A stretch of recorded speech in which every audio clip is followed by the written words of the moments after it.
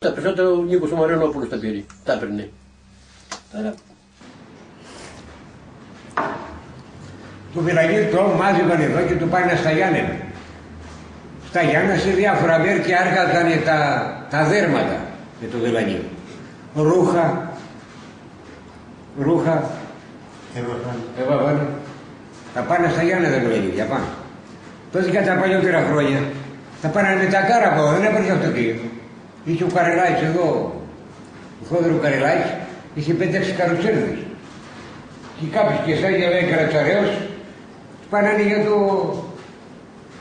Είχαν κάρα πολλά. Πάνε κάρα, βάλαγαν για τότε, δεν έπαιρνε αυτοκίνητο. Και τα πάνε να πάρουν στα Γιάννηνα και άργαζανε του Μάρια. Του Μάρια και μπαρούτες πρέπει να φτιάχνουν. Έφτιανε δέρματα πολλά. Ναι, άργαζανε με Βιλαγίδια τότε. Όλο το κράτος. Τι κράτος που ήταν τότε αυτά. Και η Βιλάνα. Τη Βιλάνα έπαιρναν για τα ζώα. Για τα γρούνια, για τα πρόβατα. Να σου πω και μην δίναν έβραζα, μην έτρωγα. Πολλά έχουν κάνει. Ψωμί. Μα και ψωμί μου να σου πω δεν έφτιανα, δεν σου είπα να γυναίκα. Τότε με πρίνα. Βρέχει, κρατεί τώρα και... Έβραζα με τα πύρια. Έλα να πεις κάτι, έλα. Για τα ζώα πες μου, για τη Βιλάνα.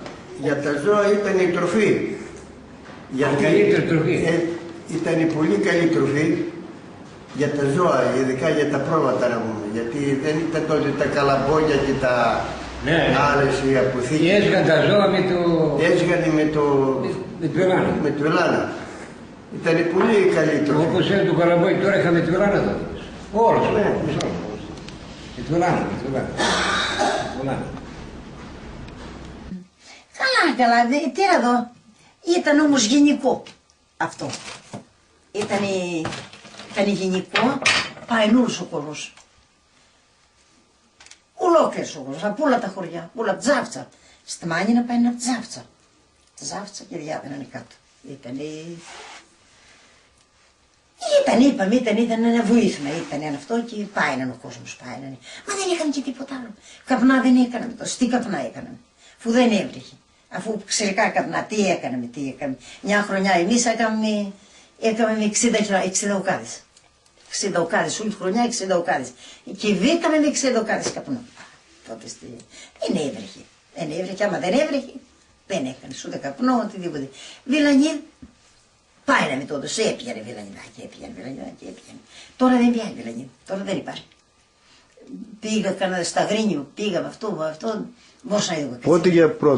Πότε σταμάτησες να μαζεύεσαι σε Βιλανίδα. Να σου πω ακριβώς πόσα χρόνια έχω χρόνια, αλλά ακριβώς με Ρουμενία δεν θυμάμαι. Δεν θυμάμαι με Ρουμενία, αλλά πάντως έχουμε χρόνια. Σταμάτησε ο κόσμος να μαζώνει, αλλά χάχλα μάζευανε μέχρι τώρα 2-3 χρόνια έχω σταμάτησαν τη χάχλα μάζευανε. Δεν το μάζευαμε το καλοκαιρινό, δεν πάιναμε, αλλά το χάχλο δεν μάζευανε. Έπεφτε, σουρλιάζανε, πάιναμε εκεί, ήταν στρώμα, δηλαδή έφυγε τα κατάκα, έφυγε στο φόρτωμα. Στρώμα κατά είναι. Αν πέτυχες και Βιλανιδιά να έχει ωραίο Βιλανίδι. Σας άρεσε το Βιλανίδι και Είναι ωραίο. Η Βιλανίδια είναι πολλά.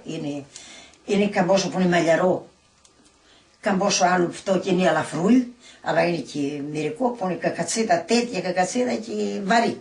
Βαρύ Βιλανίδι, έχει βάρος. Δεν είναι όμοια το Βιλανίδι, ένα πράγμα όλο, έχει ποιότητες.